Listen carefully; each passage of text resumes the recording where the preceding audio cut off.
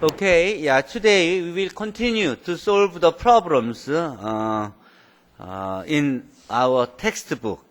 Now, Mr.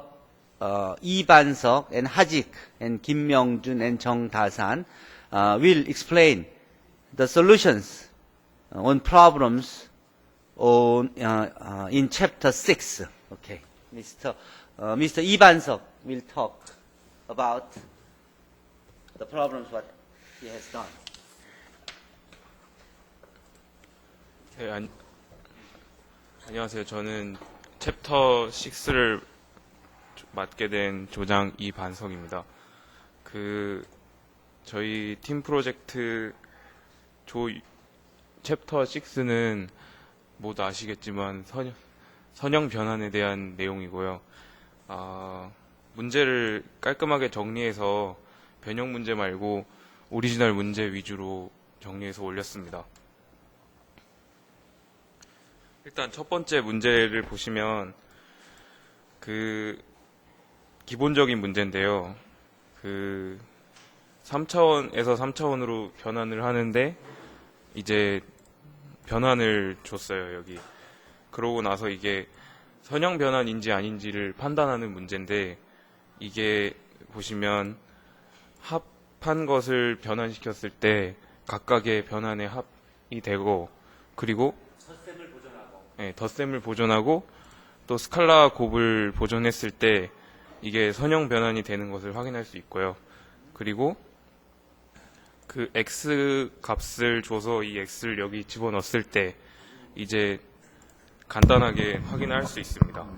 그리고 세이지 코드는 이렇게 되고요. 네, 아주 간단한 문제입니다. 그리고 이제 두 번째 문제를 보시면 스탠다드 베이시스를 사용해서 이 매트릭스 T를 구하라는 문제인데요. 1,0,0을 T로 변환했을 때 나오는 것을 첫 번째 컬럼으로, 0,1,0을 T로 변환했을 때 나오는 것을 두 번째 컬럼으로, 0,0,1을 변환했을 때 나오는 것을 세 번째 컬럼으로 해서 T 매트릭스가 만들어지게 됩니다. 이것도 간단하게 구할 수 있습니다. 그리고 이거는 두 점을 변환시킨 값을 줬는데요. 2차원에서 2차원으로 변하는 거라 이것만 알고도 t 행렬을 구할 수가 있습니다. 근데 이제 t를 구하지 않고도 이 합과 곱에 보존되는 성질을 이용해서 이제 이렇게 나눠서 쓸 수가 있고요. 이거에 대한 값을 구할 수 있습니다. 네, 선형 변환의 성질을 이용하여 구할 수 있습니다. 그리고 x, y에 대해 변환 값을 구하라고 하는데 이것 또한 마찬가지로 구할 수 있습니다. 그리고 추가로 행렬 또한 간단하게 알 수 있습니다. 왜냐하면 이게 스탠다드 베이시스이기 때문입니다. 그리고 4번 문제를 보시면 이제 2차원 변환인데 이게 y는 탄젠트 세타 x 직선에 대칭되는 변환이거든요. 이게 교재에 보시면 이거에 대한 유도 공식이 나와 있습니다. 그래서 이거를 이제 대략적으로 보시면 이제 스탠다드 베이시스를 보낸 것을 첫 번째 컬럼, 두 번째 거를 두 번째 컬럼에 쓰시면 정리하면 매트릭스 T가 이렇게 나옵니다. 근데 이게 세타가 3분의 파이일 때를 얘기했으므로 T에다가 세타의 3분의 파이를 집어넣었을 때 매트릭스 T가 나오게 됩니다. 그리고 여기 주어진 X 값을 옆에 곱해주면 간단하게 구할 수 있습니다. 그리고 이걸 또한 세이지로 코드 값을 보면 또 간단한 코드로 더 빨리 구할 수 있습니다. 그리고 문제 5번을 보시면 매트릭스 A가 orthogonal 매트릭스일 때 역행렬을 구하라고 하는 문제인데, orthogonal 매트릭스의 임을 A랑 A 트랜스포즈를 곱해보면 I가 나오므로 A가 오소고날인 걸 쉽게 확인할 수 있고, 오소고날 매트릭스의 성질 때문에 A의 역행렬이 A의 트랜스포즈가 됨을 알 수 있습니다. 그래서 간단하게 트랜스포즈만 취해주면 역행렬을 구할 수 있게 됩니다. 이것 또한 세이지 코드로 보면 간단하게 알 수 있고요.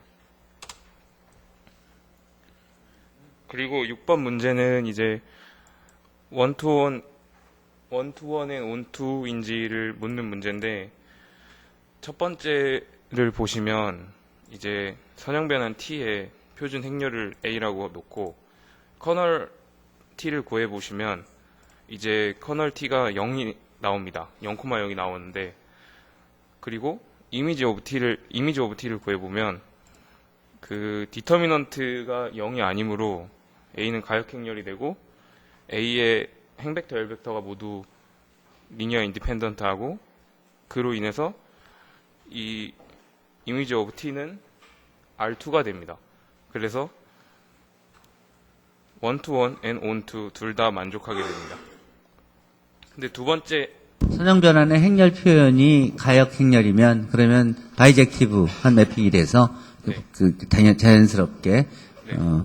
그 모든 답이 그냥 나오는 거죠, 그 경우엔. 예, 그리고 두 번째 거 문제를 보시면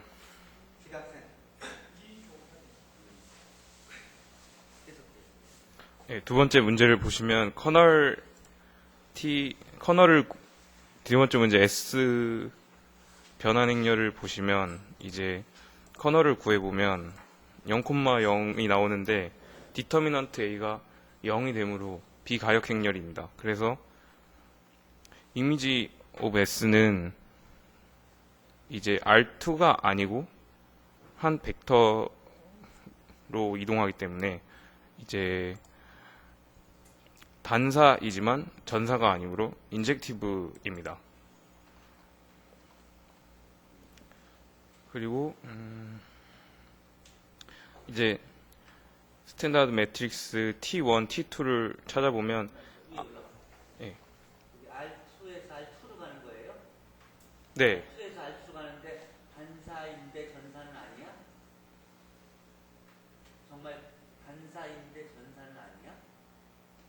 그럴 수가 없어. 이거 틀렸어. 아 이거 틀렸네요. 내가 확인해 주지 않아. 올라가 봐봐요. 내가 언제 사인할 적 어떻게 해줬어? 저거 거짓말. 이게- 치워. 내가 해준 적 없어. 한 번도 나한테 사진 받은 거. 내려가. 이건 다시 해야 돼. 틀렸어요. 네, 저걸 해놓는데 안 나와. 저 파트 2는 S 위에 건 나올 수 있어요.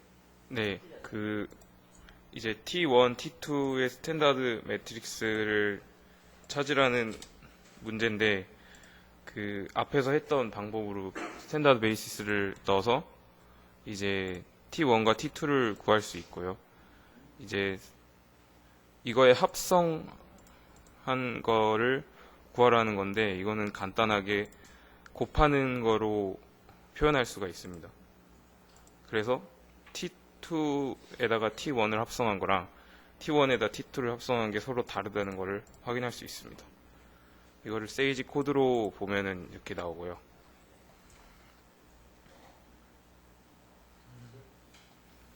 그리고 8번 문제를 보시면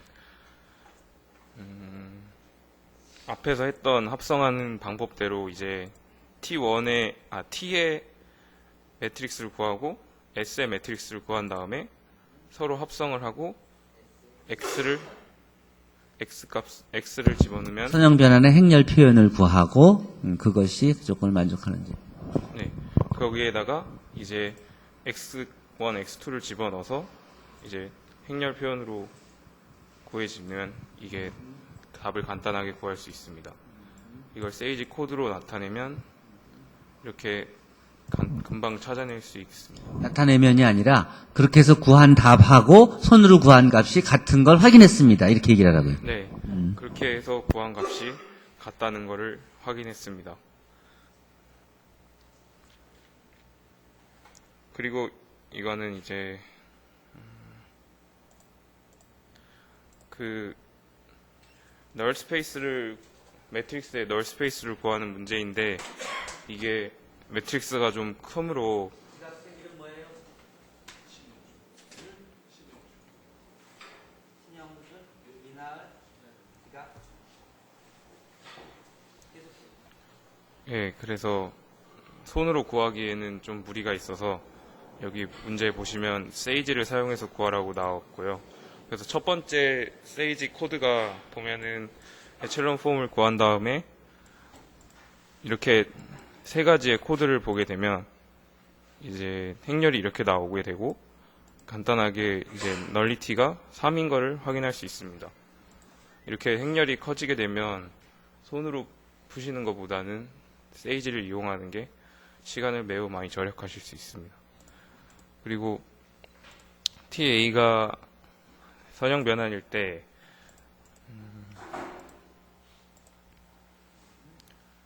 네. 이 벡터가 T의 치역 안에 있는지를 판단하는 문제를 세이지로 코드로 바꿔보면 매트릭스를 먼저 정의해주고 이제 컬럼 스페이스를 만들어줍니다.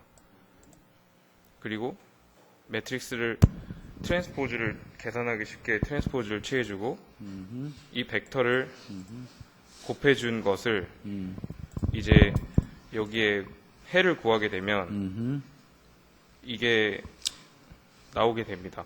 그 리니어 컨비네이션, 컬럼 벡터의 리니어 컨비네이션으로 W 벡터가 나오게 되고 그래서 이것이 이제 치역임을 확인할 수가 있습니다. 지역 안에 있는 것을. 네. 그러니까 저런 문제가 전형적으로 원투 보이는 문제하고 같은 건데, 저 벡터가 컬럼 스페이스에 있는지를 확인하려면 컬럼 벡터들의 1차 결합으로 표시되는지를 확인하면 되는 거 아니에요? 그러니까 1차 결합으로 놓으면 연립방 정식이 만들어지잖아? 그러니까 저 코드가 얘기하는 건 연립방 정식을 만들어서 풀어서 답이 나오면 그러면 1차 결합으로 표현할 수 있다는 소리니까 그 컬럼 스페이스 안에 존재하는 거고, 해가 존재하지 않는 경우는 그런 경우에는 그 1차 결합으로 그걸 표시할 수 없는 거니까 컬럼 스페이스 안에 없는 게 되는 거죠. 그렇죠? 그러니까 연립방 정식 푸는 문제하고 똑같은 문제라는 것을 지금 설명한 거예요. 갑시다. 네, 이제 그 챕터 6의 마지막 문제인데요. 이게 딱 봐도 굉장히 손으로 계산하기에는 복잡한 문제여서 세이지를 사용해서 구하라고 나옵니다. 여기 코드를 보시면 이제 변수 선언을 해주고 매트릭스 3개를 각각 정의를 해줍니다. 그리고 이거를 다 곱하게 되고 이거를 프린트 해보면 D는 이렇게 나오는 것을 알 수 있습니다. 그리고 이제 이 매트릭스를 옆에 곱해준 것을 프린트 해보면 값이 이렇게 됨을 확인할 수 있습니다. 여기 뭐예요? 이제 이거를 보고 이게 무슨 의미인지 이제 해석해 보려고 했었는데 제가 나름대로 생각한 거는 이제 이 점을 기준으로 X축과 Y축 방향으로 각각 이만큼씩 이동한 게 되는 것 같거든요. 그리고 이 이동한 값을 제곱해서 더하면은 이 값이 나오게 되고, 그리고 이 점은 세타 값에 따라서 이것을 기준으로 두 점 사이의 거리를 반지름으로 하는 원 위의 점이 되는. 네. 이것도 사이다 우스틴 나한테 다 준 거 아니에요? 지워. 네, 저한테 해주셨는데. 이 증명은 맞아요. 아래 설명을 자네가 더 주는 게 틀렸어. 이게 옳은 설명이 아니에요. 근데 뭐냐면 잘 봐요. 어떤 걸 한 건지. 예를 들어서 두 번째 걸 보죠. 합성함수예요. 변화는. 두 번째 x를 곱해주면 저기다 r 세타에다 x란 벡터를 곱해주면 어떤 변화가 있냐면 첫 번째 저 c 행렬에 곱해지면서 c를 트랜스포메이션이 되잖아. 그다음 두 번째 그 변해진 벡터를 두 번째 b 행렬에다 곱해주면 저게 g축은 고정시켜주고 x축, y축으로 세타만큼 회전시켜주는 벡터가 변해지잖아. 그 다음에 세 번째 a를 그 벡터에다 곱해지면은 그러면은 마찬가지로 C를 트랜스포메이션, 그러니까 기울어지는 선형 변환의 모양이 나타나잖아요. 그러니까 저게 어떤 거냐면 컴퓨터 그래픽에서 행렬 변환을 늘렸다, 줄였다, 기울였다, 회전시켰다 하는 것을 반복해